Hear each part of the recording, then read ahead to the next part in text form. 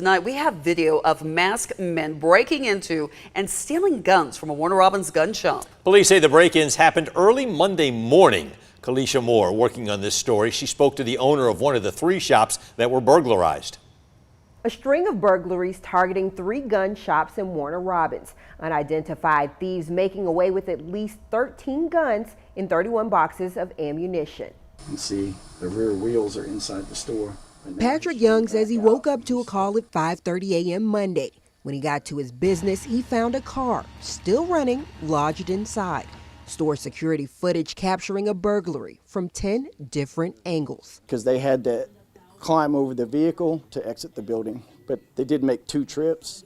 They got off with 13 handguns, some boxes of ammo, and one of the guys slipped and fell in the store, and his phone fell out of the pocket and was left behind. Those 13 guns, some of the most expensive in the store. So the average gun was $500, and we did have some custom guns in here that were $1,500, $1,700.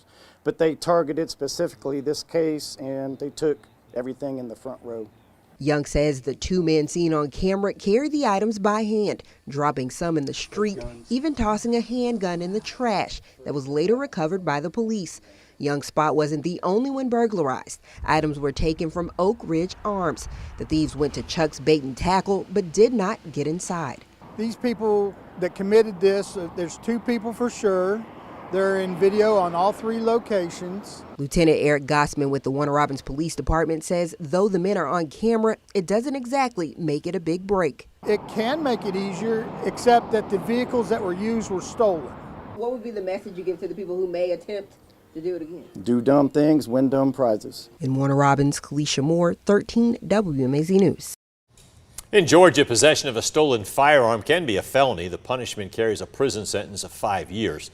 Right now, Lieutenant Gossman says the men in the video have not been identified. The police department is investigating if similar incidents have been happening in surrounding counties. According to data from the Bureau of Alcohol, Tobacco, Firearms, and Explosives, more than 20,000 firearms were recovered and traced in Georgia last year. 16,000 of those were pistols and 1,600 rifles. 6,000 were firearms under investigation and 2,800 had been stolen. Macon was the 3rd city with the most recoveries in the state. Warner Robins the 10th.